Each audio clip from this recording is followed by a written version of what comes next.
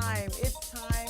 I'm so excited. I'm so excited. I still have energy from last week. Listen, family, I'm Evangelist Melonie Pichon, and sharing and hosting with me today is none other than my comrade in battle. Now he's turned to be the most awesome pastor there is in the St. Bernard and surrounding areas. I have Bishop Henry Ballard Jr. Thank you so much. How you doing this morning? I'm doing wonderful. I'm excited to be here to speak with you and your viewers.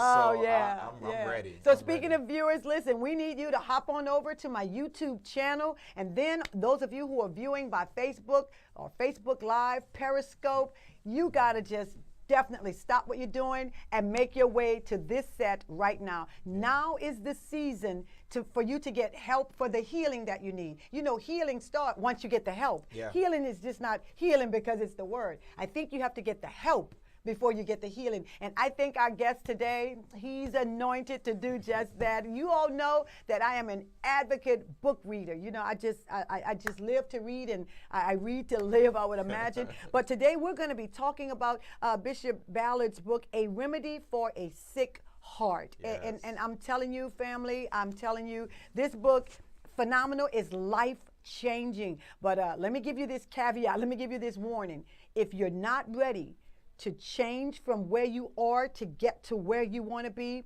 don't even bother the book, because the book is going to literally challenge you to deal with your heart before you go forward. And so we're going to get right into it. What caused you to I can't even say write, because it seems like it's something that you mostly lived, because it's so honest. But how did you start with the title, A Remedy for a Sick Heart? Well, really, it was birthed out of two things: conversation and observation. Wow, CO. Conversations, because people that I pastor, people that I counsel and coach, just hearing where they were. Wow. And then observations in my own life, just those that are close to me, knowing that all of us go through relational challenges. Yes, we do. So it was really birthed out of that. Mel, I was actually working on a project for someone else, and I was supposed to give it to them one morning, and they canceled, so I had free time. And I got up on a Monday and stayed and worked at the house. And from Monday to Friday, I just wrote. Yes. And that's for such a what time birthed. as now. But listen, to my Christian fellowship family, you better say something to your pastor. I've already told y'all he was going to be here. I need you to send him some hearts, send some loves, let him know that you're here. But I know this is no strange thing to you, but I'm telling you, Christian family, this right here is about to be catapulted to the nations. So you may as well love him on this local level, because he's going to be in a different time zone from us. Let's just get into the book, A Remedy for a Sick Heart. I was not really ready for what I read in chapter 1. Chapter 1 had me right here. It's in your face, dealing with you. There are no fingers to point. It's all about you. You have all of the leeway to begin to get your heart right. Let's talk about a heart right. We're talking relationships. We're talking about disappointments. We're talking about failed marriages, successful marriages, failures in school. It encompasses just everything. But we don't live in a vacuum, Mel. We live life. Yes. You know, and that's where we have to look for the answers. I've kind of stolen a phrase from someone. I didn't say this so much that I own it now. You own it. He got it. But you know, John 10:10. Jesus didn't say, "I've come that you might have church." He said, "I came that you might have life." Thank you, Jesus. We have learned how to do church well. Yes. But it is in life that we find ourselves with these struggles and issues and hang-ups and all that we deal with. So that's what we have to work through. Wow. So in chapter 1, you talk about desires and expectations. And I wasn't ready. I thought I had it going on. I was not ready. So the one thing you said is sometimes you do not share the same outlook on all matters. And that's so key, because it just, in my mind, I'm thinking one thing, and I'm thinking he or they, because it's not always relationship. Right. I'm thinking they automatically know what I'm thinking because I'm thinking it. Right. And so you said something, you gave us two categories, and that's what I want you to really talk about: the unrealistic category and the unspoken, and that one right there. Well, in the book, when I deal with unrealistic, I view anything that Scripture endorses as realistic. Right, that's good. I believe that when we get beyond that, we go into the realm of what could be unrealistic. But I make a point in the book that just because you don't have a frame of reference for something, it doesn't necessarily mean that it's unrealistic. Wow. It just means that you grew up a different way. I did. Sometimes I wonder where did I grow up. My wife and I have this standing joke that we come from two different families, raised two different ways, and I think her family crazy. She thinks my family's the mafia.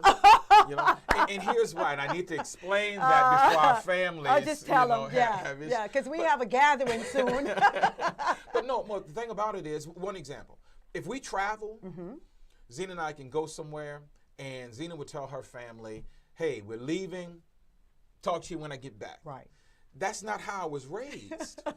I'm watching the luggage go around the carousel, and I'm saying to my family, we made it, we're safe.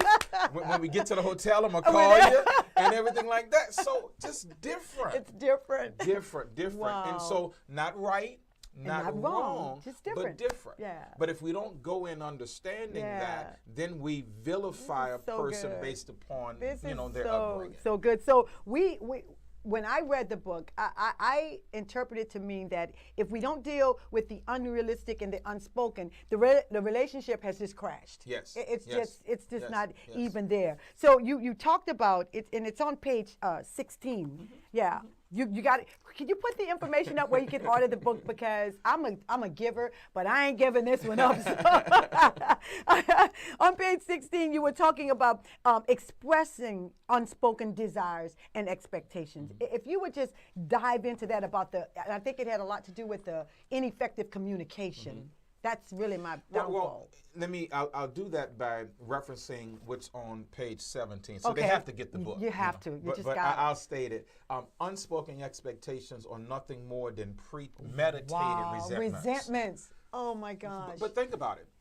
When we talk about a premeditated crime, we talk about something that has been planned out, thought about, and then rehearsed. Carried out. Rehearsed.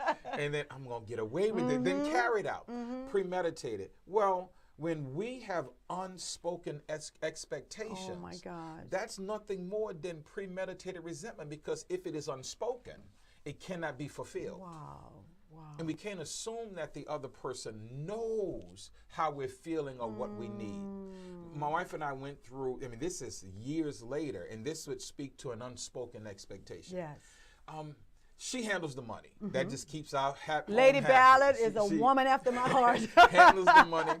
But, I get a little change every now and then. Sure you do. She'll break you off a piece. But there was a situation to where we were paying for Jeremy to go to college. Okay.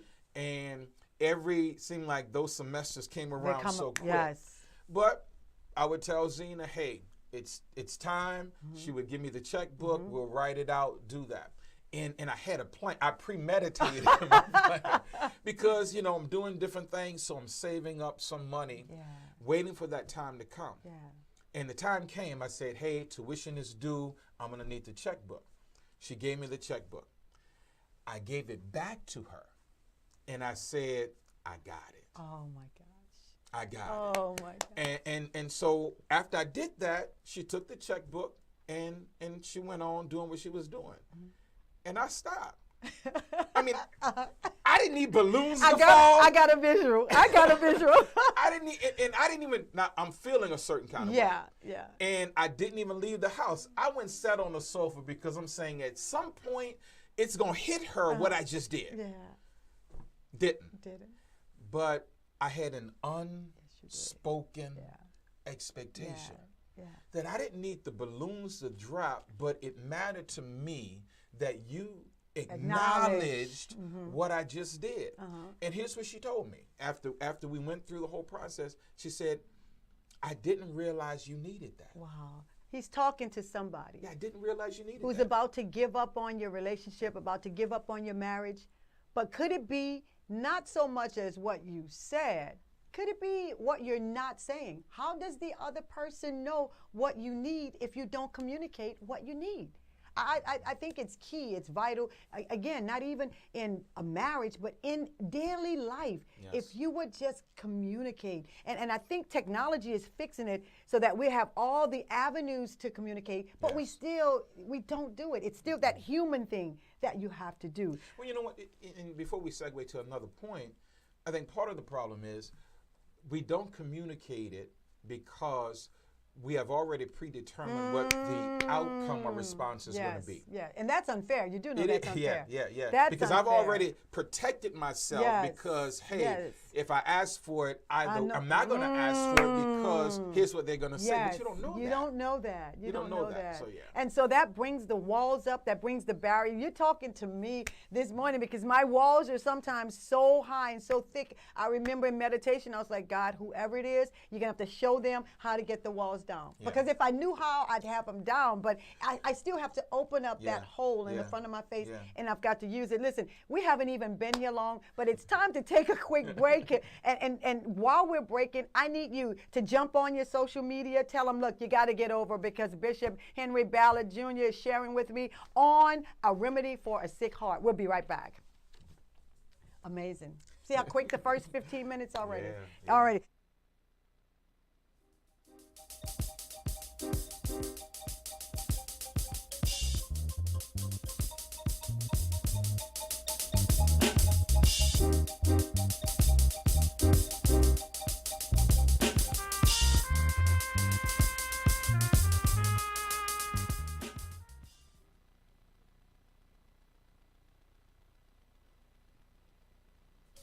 Hi, I'm Evangelist Melonie Pichon. Listen, I'd like to invite you to view our Forgvien talk show every Thursday from 11 a.m. Central Standard Time until 12 noon. We talk about issues. We talk about challenges. We talk about those things really that other folks don't want to talk about. Listen, if you want to talk about something, if you want to give us some suggested ideas, comment below and we'll do our best to get at you. Remember, every Thursday from 11 a.m. Central Standard Time until 12 noon, the Forgvien talk show.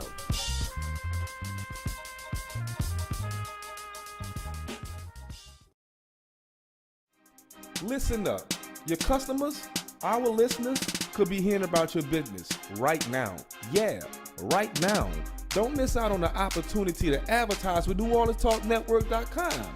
Call our business department today at 504-475-4793 to hear about our great rates. NewOrleansTalkNetwork.com. We provide the people, you provide the business.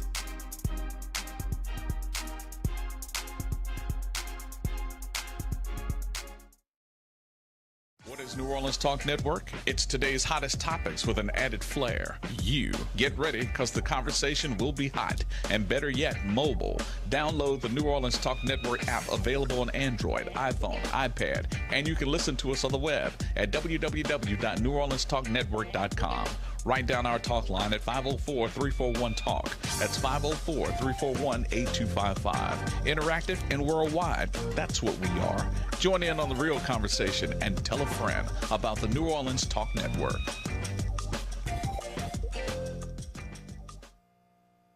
Are you looking for a home to live stream your next event? Give us a call here at Bethesda Community Event Center, the only place on a Gulf Coast that can host and broadcast live your wedding reception, your baby shower, business seminar, and any other special event. Give us a call at 504-708-9454 for more details.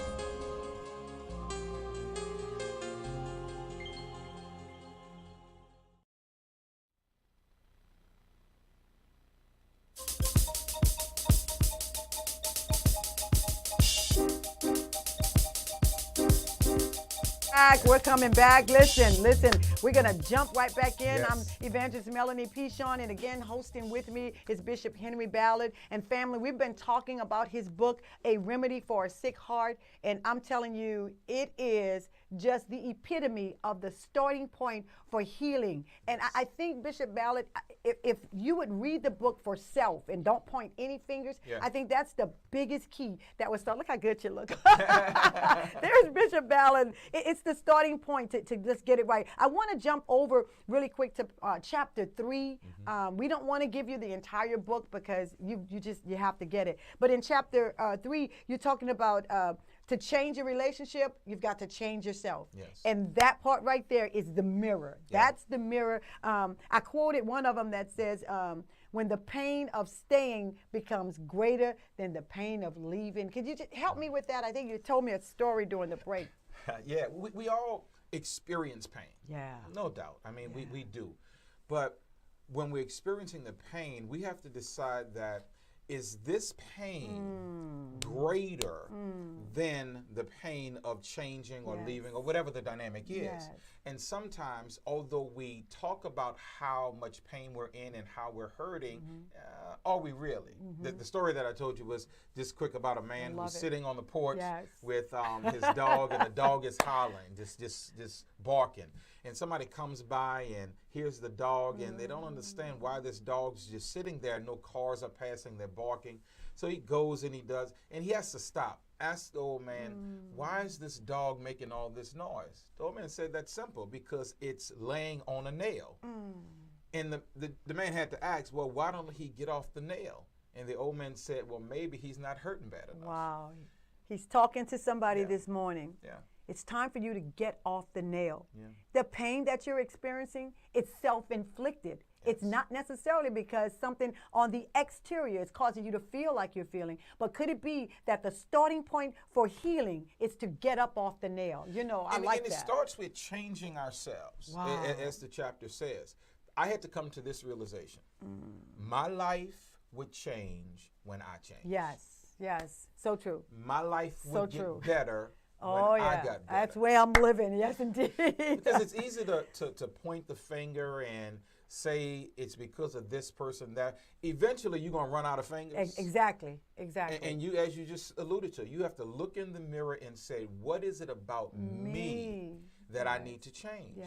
Because when I change, then everything around me has to change. And most importantly, if we're in a relationship and I change, because we all know this, you can't change nobody but you. You cannot. But if I change, even if you decide that you don't want to make the necessary changes for you because I change, now how you deal with me has to change because you're not dealing with the same person. Absolutely. It's time to change. Yeah. Get off the nail. It is time to change. You have been dreaming, you have been hoping, you've been wishing and waiting. Get up off the nail and start to change. And I think you referenced Romans 12:2. Oh, yes. Talk about that transform for me. You know, Romans 12, where it talks about be not conformed to the world, but be transformed by the renewing of your mind. So, of course, renewal happens when we start changing our mind, or transformation happens when we start renewing our mind. But I actually did some research, Mel, on what we call transformation. Of course, the word is metamorphosis, and the easy reaching example is the butterfly. The butterfly, yes. So I did some research on the caterpillar's journey to being a butterfly. Oh my gosh. And sometimes we think that the caterpillar nature in and of itself changes, but it doesn't. It doesn't. Here's how I'm helped when I think about it to understand it, that it is in the caterpillar's nature to fly. It is. But it can't fly unless it goes through the process. You better come of on, change. Bishop. You better come on. It's You're missing the process. You're missing your process. But watch this. We fight the process. Yes, we do. Guilty. We do. I'm guilty if I go years ago as a little boy growing up in the country, that we would see a cocoon hanging. Me too. And we would be curious. We pull that cocoon or break or mess with whatever. But watch this. The reality is this, that the transformation process is aborted whenever the cocoon stage is disturbed. That's right. And if we let's talk relationally or just individually. If we're supposed to be in our cocoon stage, oh my gosh, leaving our caterpillar stage, Bishop, on our way to our butterfly stage, but we're in process. Oh God. If we allow people or even of our own doing to disturb the process, we can't get to the butterfly stage. You can't. And so that he's speaking to a family who's looking and listening, and you're ready to fly, but you're not ready to go through the process. Even the aircraft cannot take off until it sits right there on the runway, go through all of the calibration checks, wait until the signal is lit and say, okay, now it's time to fly. We want to fly before we go through the process, but process hurts. It hurts. It hurts. It's dark. It's lonely. Yes. You feel neglected. You feel forgotten about. You know, it's almost as if you're placed on the shelf and, you know, the Lord is like turned his face, but at the same time, he's working that thing. He's working it and he's moving. And moving. Here's how I like to put it. Scripture would bear this out. God does some of his best work in the dark. In the dark. In the dark. It was at midnight. Oh my gosh. That Paul and Silas Come on, prayed. Bishop. In the third part of the jail. The lowest part. The lowest part. But here's what I like. You know the story in Kings about the 4 leprous men? Oh yeah, why sit we here? Why sit we here? But watch this. They said, we're going to get up. But here's what the scripture says. That it was at twilight that they moved. But at twilight, when they decided to move, God had already moved over here. Now, here's the point. It was at twilight.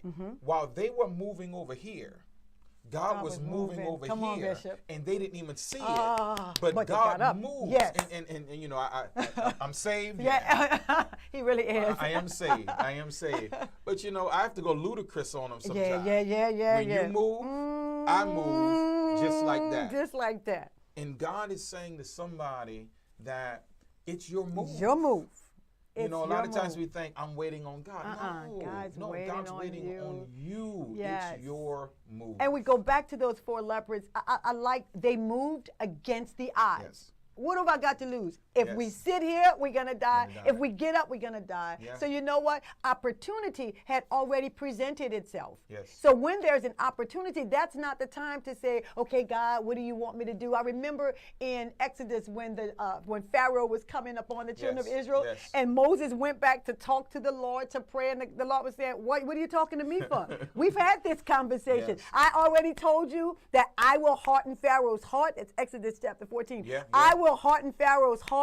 Pharaoh is going to come after you. So in the cocoon stage, I've already given you your instructions. I've already told you what's going to happen. When there's a crack of daylight, an opportunity presents itself, you've got to go for it. Now, it's still scary. It's kind of frightening, but it's time. And what do you do with your time? We're getting ready to go to a new season on the 21st. What are you going to do?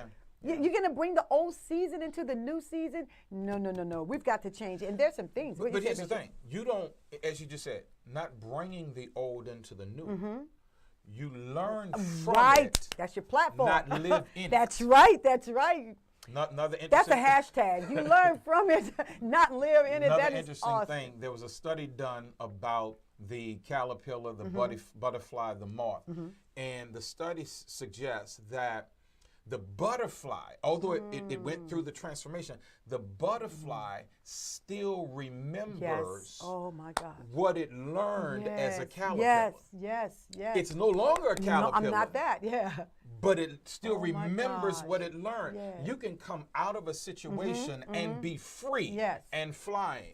But don't forget the lessons that you learned while you were as a caterpillar or going through the cocoon stage. If not, then that's when you'll be, as the scripture talking about, a dog returning to its vomit. You've already gone through that phase. So why relive it? Learn from it, use it as your platform, build on it, and keep on going. You talked, I said, we're still in chapter 3. We're still in chapter 3. We have a few more minutes, but you talked about 3 elements, and we want to talk about that. You know, I call it the WUK. Walk. You know, in the military, we have acronyms for everything. You talked about wisdom, understanding, and knowledge. And I think you based it on Proverbs, I think, Proverbs 24, all right. verse number 3. Talk to us about that with these This may spill over to the next segment, but listen. We got time. Listen. Proverbs 24:3. It says, through wisdom is a house built, and by understanding it is established, and by knowledge it is filled with all pleasant and precious riches. My gosh. Wisdom, understanding, and knowledge. So I like the Amplified Bible on that because it says, through wisdom is a house built. Amplified Bible says, through wisdom is a house, a life, a family, a home. The whole thing. It's built through wisdom. Yeah. I had to reduce this down because I'm a simple person. I need to understand We it. all need that. Wisdom, understanding, knowledge. Obviously, all three, as Proverbs bears out, comes from God. But think about it. Through wisdom is a house built. A house is built not just when they start driving pylons Absolutely. and laying a foundation. Absolutely. It is the architect who builds the house before Before it's anybody built. starts Absolutely. working. So if wisdom builds it, what that says to me is this, that the image, the description, the pattern, the blueprint for my life, my family has already been written by God. Woo. So that's my wisdom component. Oh my gosh. But then now it takes the workers to take the blueprint and start now driving the pylons, doing the hard work. That's understanding. It says it's established through understanding. Yeah. So now we had the blueprint. We have now established the building. But then it says knowledge is going to fill it. Oh my gosh. So, and that's where I get even in the book where I talk about the 7 areas of living. Yeah. Got to get the one. book. I'm just on The 7 areas of living: your faith, your family, your finances, your fitness, your health, your fun, your future, friendships, all of that. But if all those are areas of my life, it's the knowledge and how those areas work according to Scripture. And how I apply them. How you apply it and how you need to show up in all of those areas. Listen, it's almost break time. We're not finished with WUK. We're not done with it. We'll be right back with you. This is Evangelist Melonie Pichon with Bishop Henry Ballard Jr. Yes. You went there. You went there. Like the tears were just almost right there. You know, I love television and radio. Yeah.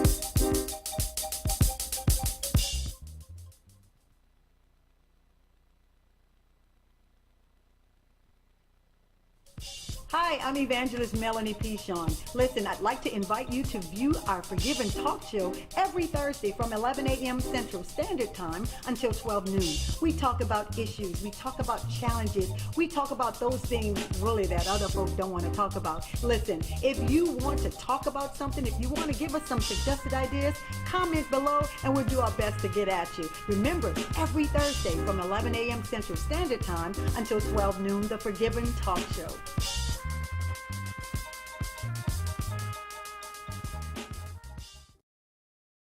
What is New Orleans Talk Network? It's today's hottest topics with an added flair. You get ready because the conversation will be hot and better yet, mobile. Download the New Orleans Talk Network app available on Android, iPhone, iPad, and you can listen to us on the web at www.neworleanstalknetwork.com.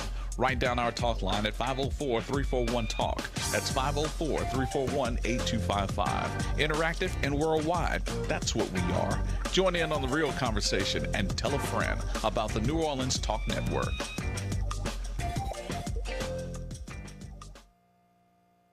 What's up, readers and shakers? It's your girl, Rhonda M. Lawson, sending you a personal invite to the Literary Lounge. Tune in to Horizons with Meet the World Image Solutions each Wednesday at 7 p.m. Central Standard Time for the best in literary conversation. Each week, a different author will join us to talk to their most important readers, you. You can also call in to ask your own questions. So don't forget, each Wednesday at 7 p.m., join us in the lounge for Horizons with Meet the World Image Solutions. See you there. Are you looking for a home to live stream your next event? give us a call here at Bethesda Community Event Center, the only place on a golf course that can host and broadcast live your wedding reception, your baby shower, business seminar, and any other special event. Give us a call at 504-708-9454 for more details.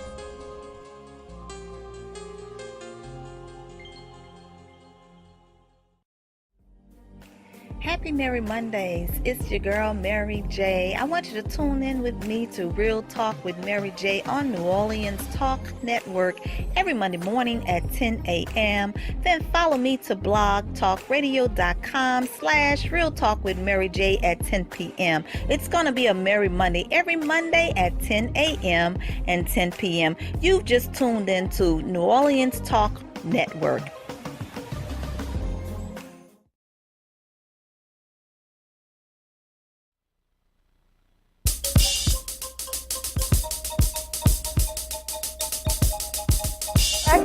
I'm Evangelist Melonie Pichon. I'm glad you tuned in and I'm glad you stayed with us because we have hosting with us today Bishop Henry Ballard Jr. Let me tell you, he'll tell you the rest, but before the break, we were talking about wisdom, understanding, and knowledge as it applies to changing and transforming your life. And so we left off with you talking about through wisdom, the house is built, and then you were talking about understanding, but could you just close it up with knowledge to fill it? Yeah.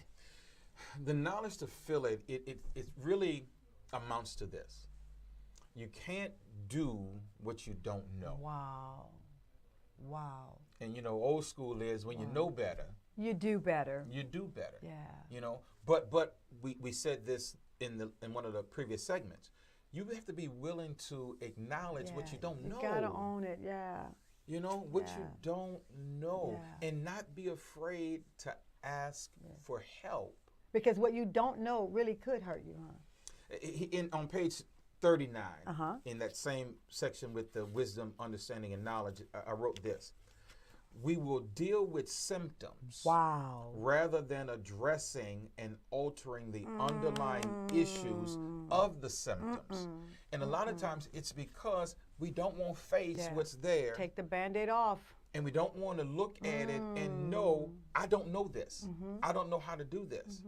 Zena and I were on vacation in Lake Tahoe years ago, and we were just passing through these little shops, and there was a rack of buttons, you know, the little buttons that have the sayings.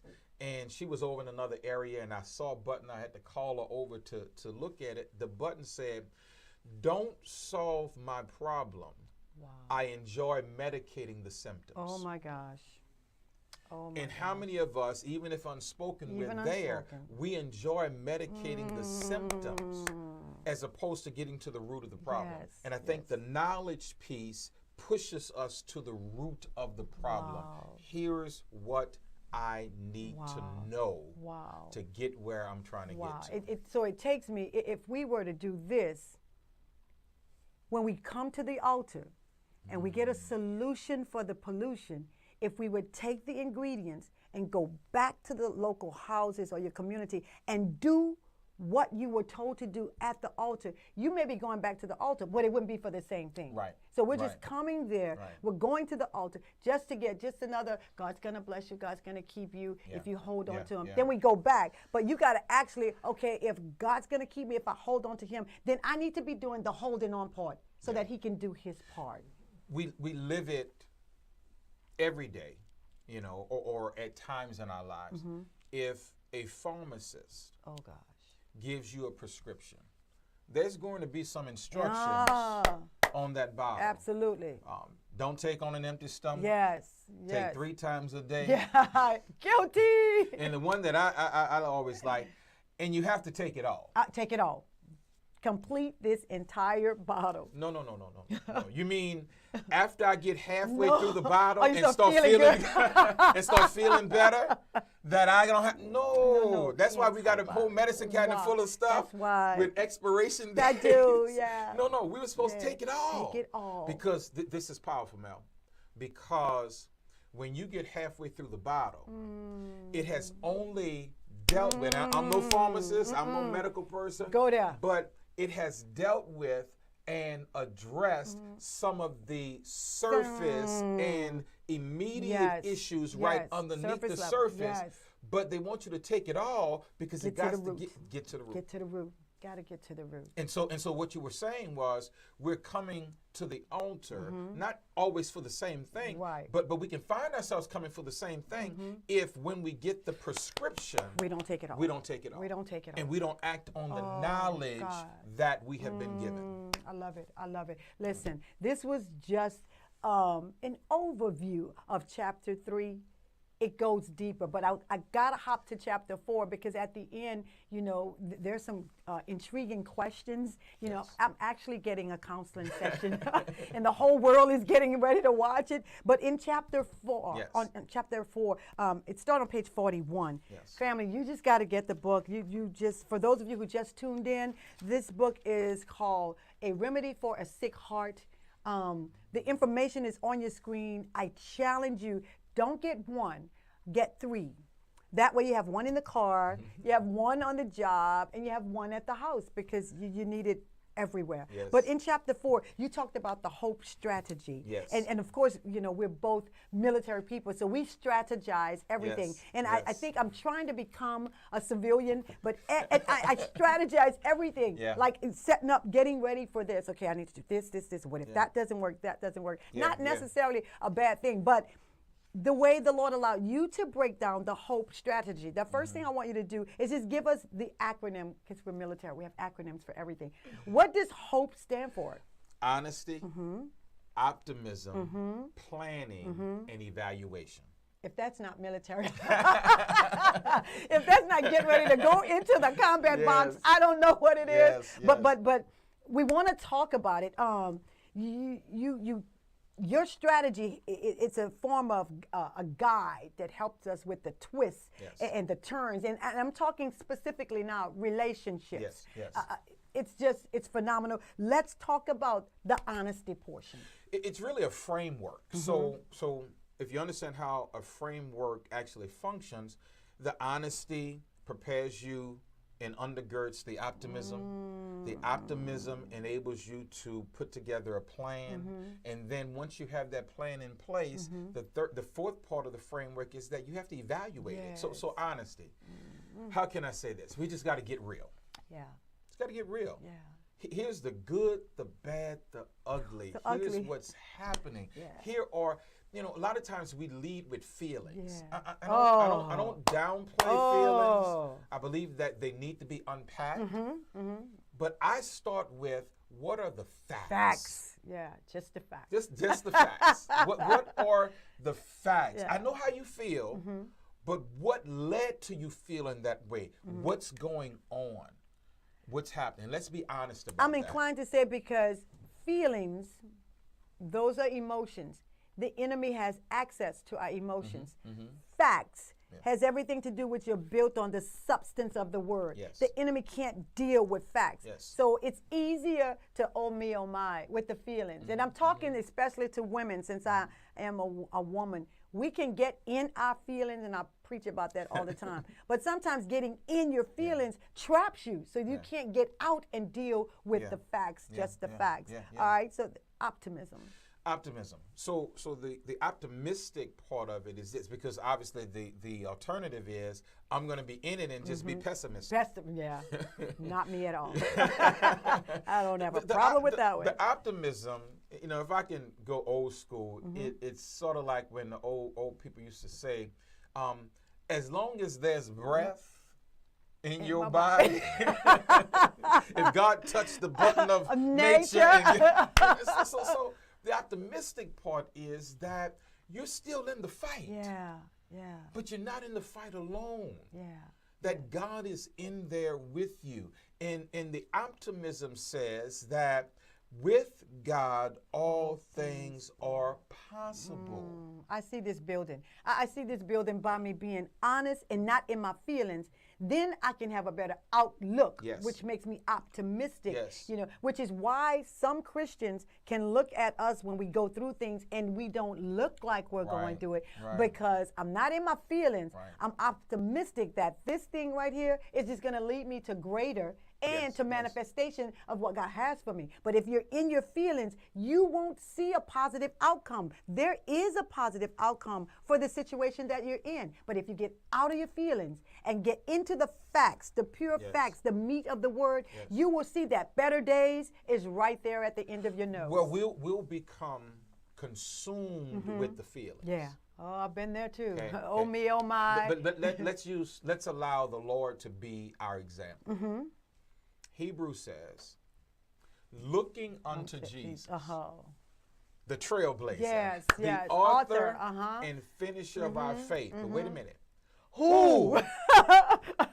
For the joy that was set before him, And so what did he do? endured the cross, Oh my God. despising the shame. Which means he was not in his feelings. Not in his feelings. Not in his feelings. He was willing, and here's how I like to look at Oh, this. this is so good, family. He was willing to go through whatever he had to go through For me. to get to what he had to get to. For me. You better take that Look personally. at the focus. The joy that was set before. That's the optimism. That's optimism. That I know I have the cross. I know I have to endure it. That's the facts. But I'm not focusing on that. I'm lifting my vision to the joy that's set before me. What do you see? Yeah. From where you are now, the situation, the circumstance, the circle that you're standing in, what do you see as it relates to what God has for you? Yes. All right, that's our honesty, our optimism. Let's talk about planning. Planning. People do not like to plan. I mean, is it the military in us? Because we plan for everything, about everything. And that's not saying God is not real. But you know, you have to have the answers for the what ifs, because both Bishop and myself, we were in leadership positions in the military. So you were, in essence, responsible for people who you led, which is what makes you a great pastor. Well, look, again, Jesus, when he talked about discipleship, he says, okay, if you're going to become my disciple, here's what I would want you to do. Count the cost. Count the cost. Who intends to build Before counting the cost. before counting the Before cost? doing that, yeah. Who puts together, said, I'm going to do this without having a plan to execute it? So the planning side of it says this, and that's where the conversation comes in the place where the questions, you ask the questions, you figure out what a person's desires are, what their expectations are, because that's what you plan around. Wow. So I'm putting together a plan that basically says, I'm in this relationship with you. Wow. Here's what you're expecting of me. Here's what you desire. But now I need a plan to fulfill that. Wow. Listen, believe it or not, we got to take our final break. When we come back, we're going to hit up on evaluation, and we got some questions that I think you'll answer for us. We'll be right back. See how fast that was? Yeah, it moves. It's almost like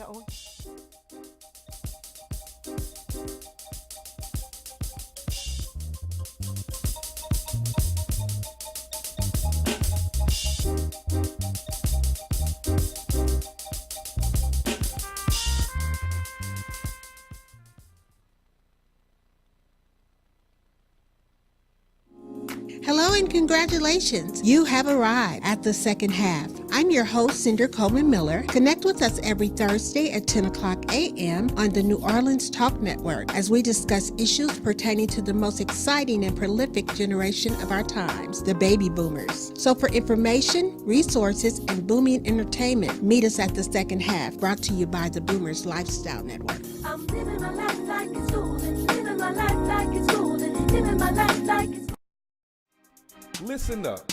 Your customers, our listeners, could be hearing about your business right now. Yeah, right now. Don't miss out on the opportunity to advertise with NewOrleansTalkNetwork.com. Call our business department today at 504-475-4793 to hear about our great rates. NewOrleansTalkNetwork.com. We provide the people, you provide the business.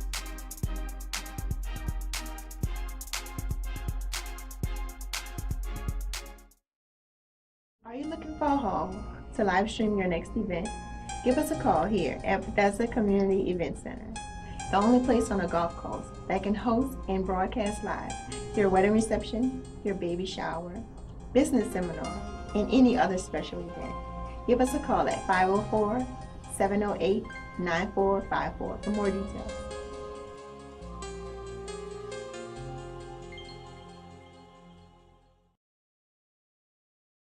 What's up, readers and shakers? It's your girl, Rhonda M. Lawson, sending you a personal invite to the Literary Lounge. Tune in to Horizons with Meet the World Image Solutions each Wednesday at 7 p.m. Central Standard Time for the best in literary conversation. Each week, a different author will join us to talk to their most important readers, you. You can also call in to ask your own questions. So don't forget, each Wednesday at 7 p.m., join us in the lounge for Horizons with Meet the World Image Solutions. See you there.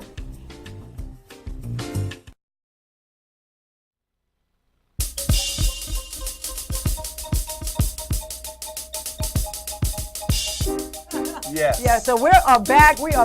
This segment is almost over, so here's what I need you to do. I need you to tell your friends to go to the YouTube channel and type in Melonie Pichon and view today's broadcast, because one look, one peek is just not going to do it. I have with me here Bishop Henry Ballard Jr. Oh my gosh, he's the pastor of the Christian Fellowship Family Worship Center. Yes. It's in the Violet, Miro, St. Bernard area. That's an up and coming area. You keep your eyes on it. It's up and coming. 2 locations though in Araby as well, right? We actually went back to one, Okay. just Violet. Okay, but Violet. Okay. Your next show, I'll talk about what we have coming up. Yeah, because he is coming back. Because, you know, there's a sequel to this. There's also some plannings in the works. So you just got to follow Pichon, or you got to follow Bishop Ballard, because this book is not going to stop here. There are talks, there are things in the work that's going to make this an actual forum where you can get in like I am. I'm getting all the answers put in now, but you're going to have that face one-on-one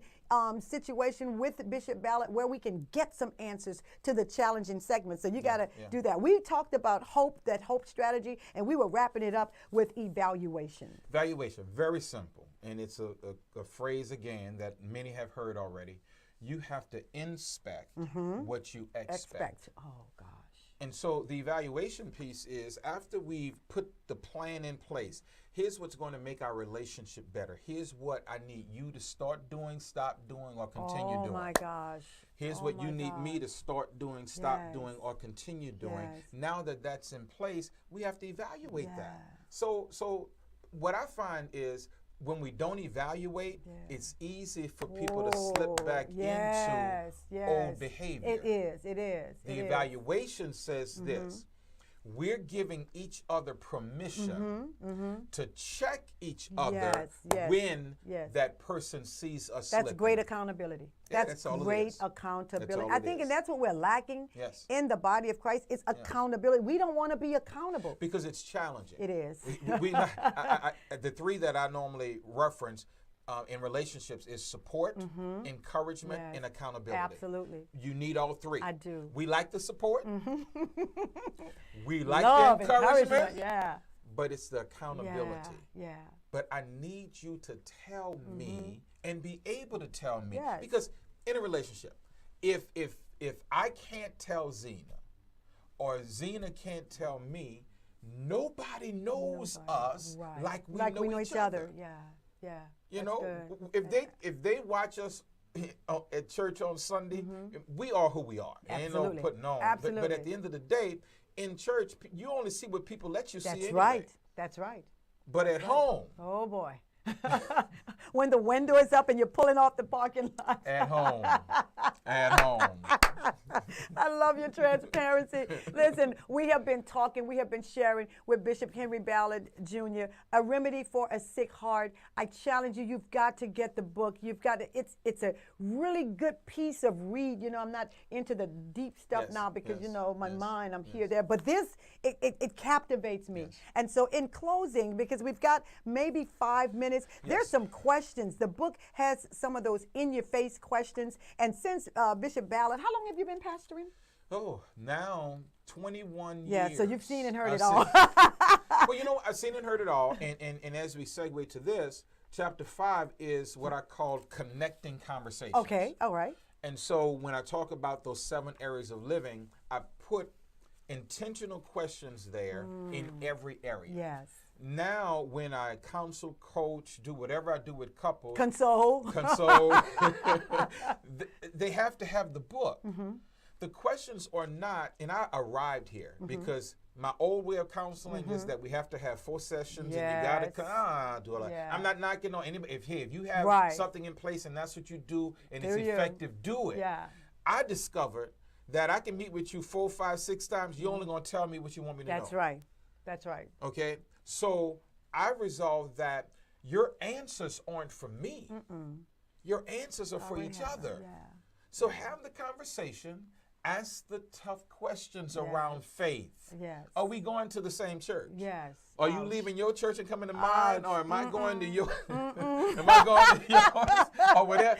You know what that's going to look like. Oh. You know, faith. You know, family, because we were raised different. Yes. Yes. How do you view household chores? Yes. How do you view what you call clean? Housekeeper. You know, all of those things matter. Yes, they do. You know, in terms of the family, and then when you factor the kids in, Yes. Is it ours together? Do we have kids from an outside relationship? Yes. Are we blending a family? Yeah. You know, and so how does that work? Yes. And so it's family questions. You know, finances. Finances. Here's the one question that I often get about finances. All right. Who should handle the money? Yeah. The smartest one. Yes. Okay. The one that's the best at it. Smartest one. Yeah. Not gender specific. That's right. Because if I handle the money, You guys would be we'll broke. be in trouble. There'd be no vacation. When we're working on something, all Zena tells me is this: don't touch nothing. I got it. Don't ask me. Yeah, I got this. Yeah, I got it. She's better at I it. love it. Yes. She's better She at really it. is. So that's how we function. So finances. Is it going to be my account, your account, our account? That's why we need this this forum that we're going to set up, because I believe those questions get looked at, but they're never challenged to be answered. Never challenged. And the answers are not cookie cutter. No, they're not. What works for Mel That's in right. her situation That's right. may not work in Yes. somebody else's dynamic. Absolutely. So we have to look at it and say, what's going to work for us? I often challenge families to and couples to look at the good that they can bring from what they saw in their parents, the good that this person can bring. And it doesn't exactly have to look like that, but now how can we make our own based upon Start the good? your own legacy. Start your own legacy. So we got family, we got finances, friendships, you know, friendships. We need to have the seminar. You see, I'm listening, yeah. Any friend that's an issue for the other person is an issue for the relationship. It is. It is. Cut and dry. Cut and dry. It is. It That's just it. is. Listen, we've got time for one more. I know the time is gone. Listen, you got to get the book. Why don't we do this? Why don't we just send you to the website, get the book. I'm Evangelist Melonie Pichon. I've been hosted today by Bishop Henry Ballard Jr. and his book, A Remedy for a Sick Heart. This is not the end of this. You've got to come back. Yes, ma'am. When you come back, we'll have answers. We will definitely have the who, what, when, where as to when we're going to do these seminars. Listen, thank you so much, family. We'll see you next week, same time. Bless you. It just ate up the time. It was a sucking wall. It just took all.